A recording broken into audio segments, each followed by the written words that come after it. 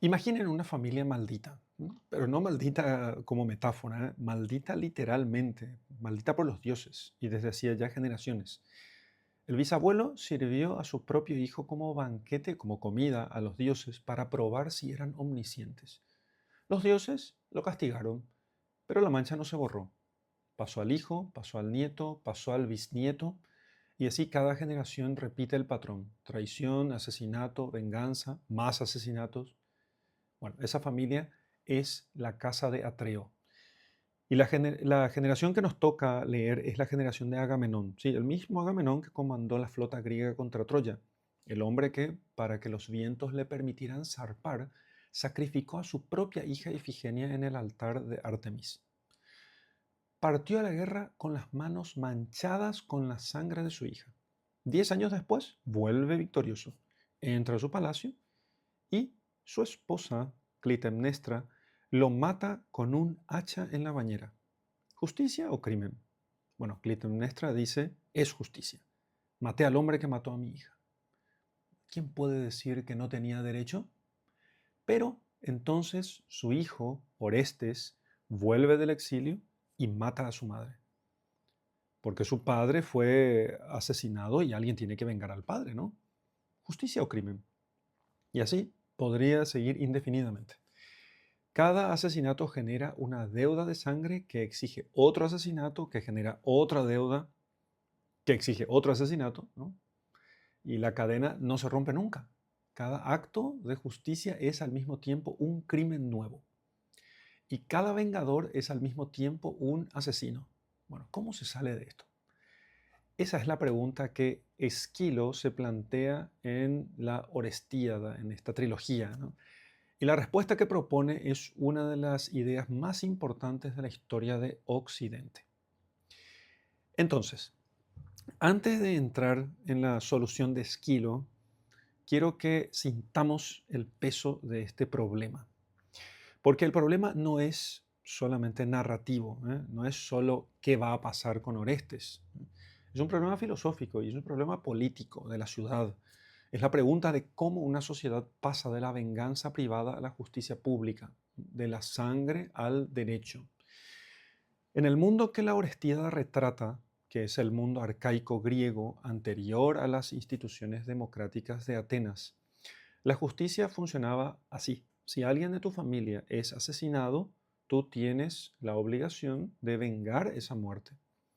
Entonces, esta no es una opción, es un deber sagrado. Las erinias o las furias, que son divinidades antiquísimas nacidas de la sangre de Urano cuando Cronos lo castró, son las garantes de ese sistema. Persiguen al que derramó sangre de su propia familia hasta enloquecerlo o destruirlo. Implacables. No negocian, no aceptan argumentos. Sangre reclama sangre. Esa es la ley. El problema es que este sistema funciona si el crimen es simple. Un extraño mata a un miembro de tu familia y tú lo vengas. Punto, se acabó, ¿no? Pero ¿qué pasa cuando el crimen es interno? ¿Qué pasa cuando el asesinato es cometido por un miembro de la familia? Clitemnestra mata a Agamenón, su marido. Orestes debe vengar a su padre, pero para hacerlo resulta que tiene que matar a su madre. Y si la venga, las furias lo perseguirán por matricida. Y si no la venga, las furias lo perseguirán por haber dejado impune la muerte de su padre. Parece que no hay salida simple. El sistema de la venganza se devora a sí mismo y esto no es solo un problema mítico, en realidad es el problema de toda sociedad que opera por venganza privada. Clanes que se matan entre sí durante generaciones, feudos de sangre que nadie recuerda cómo empezaron, pero que nadie puede terminar. Así que la historia está llena de esto. Y los griegos del siglo V antes de Cristo lo vivían de cerca. La transición de la justicia tribal a la justicia de la polis era un proceso reciente, frágil, todavía en disputa. Y Esquilo no está contando una historia antigua aquí, está dramatizando en realidad el problema más urgente de su propia civilización. Y vamos a ver cómo lo hace. La primera pieza, Agamenón, muestra el crimen y sus razones. Clitemnestra no es un monstruo, Es una madre que perdió a su hija. Cuando Agamenón vuelve de Troya, ella lo recibe con una alfombra púrpura, un honor excesivo, casi blasfemo, y lo conduce a la bañera donde lo mata.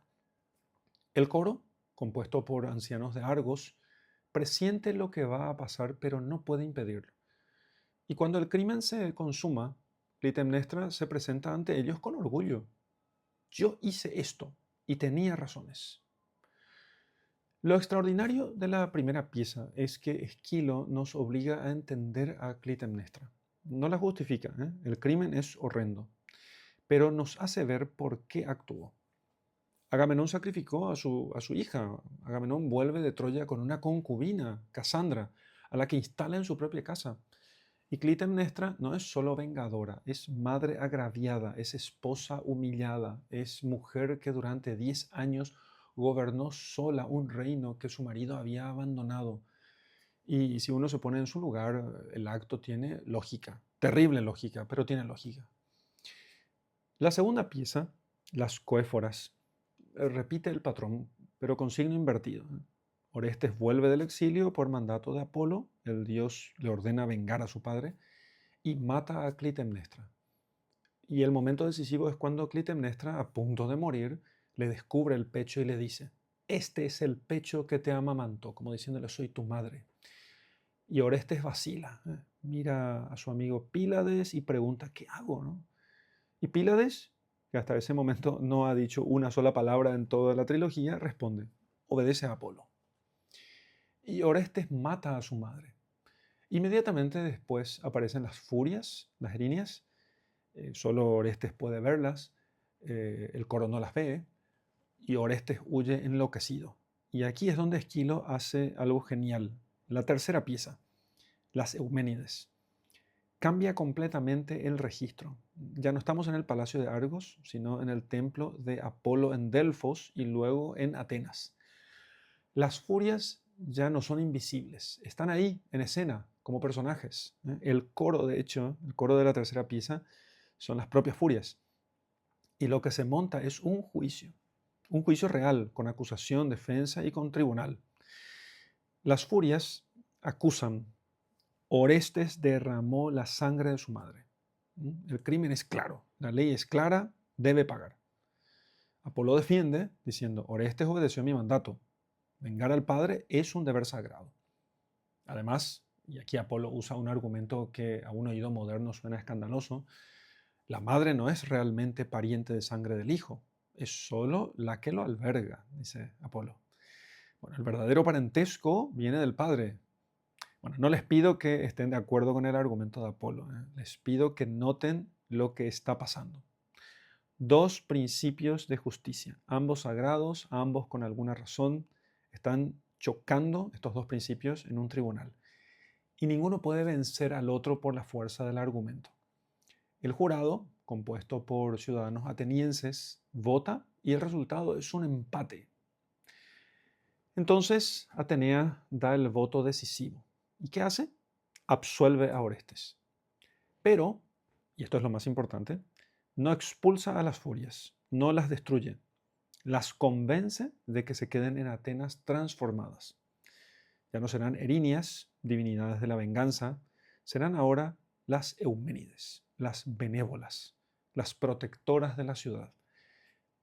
La furia no desaparece, se integra al orden cívico. La violencia no se elimina, se somete a la ley. Y esa es la respuesta de Esquilo.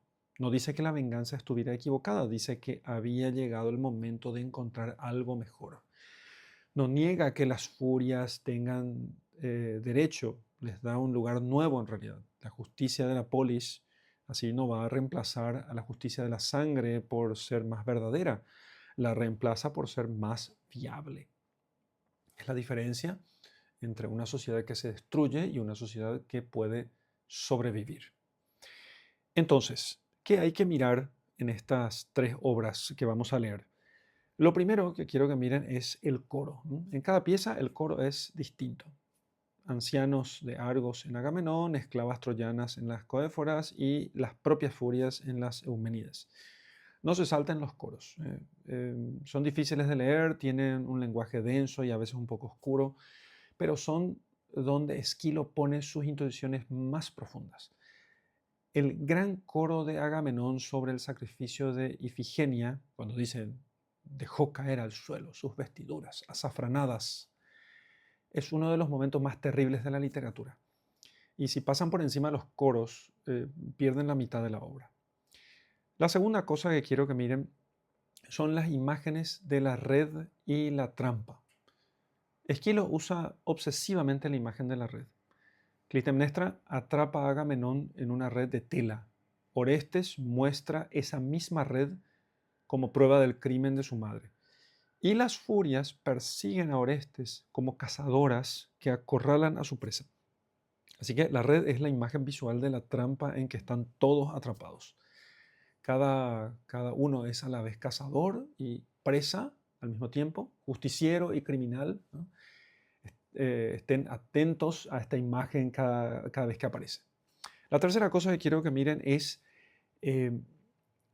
a Clitemnestra. Léanla con la misma atención con que leyeron a Penélope en la Odisea. Son dos mujeres que gobiernan solas durante 10 años mientras sus maridos están en Troya peleando. Pero donde Penélope espera y preserva, Clitemnestra actúa y destruye. La comparación no es casual. Esquilo conoce la Odisea y espera que su público la tenga en mente. Observen entonces en qué se parecen y en qué se distinguen estas dos reinas. Lo que ven en esa comparación no les dice algo sobre lo que los griegos pensaban del poder, de la espera o de la venganza. Todo eso puede ayudarnos a ver mejor las cosas. Así que la Orestiada se representó en Atenas en el año 458 a.C. En el público había ciudadanos que participaban ellos mismos como jurados en los tribunales de la democracia ateniense. Esquilo no les estaba contando una historia lejana, les estaba mostrando de dónde venía la institución en la que ellos participaban cada día. O sea, les estaba diciendo, esto que ustedes hacen, sentarse a juzgar, escuchar argumentos, votar, no nació de la nada, nació de la decisión de dejar de matarnos. Y 2500 años después, la pregunta sigue abierta. Cada vez que una sociedad enfrenta un ciclo de violencia entre clanes, entre pueblos, entre naciones, la pregunta de Esquilo vuelve.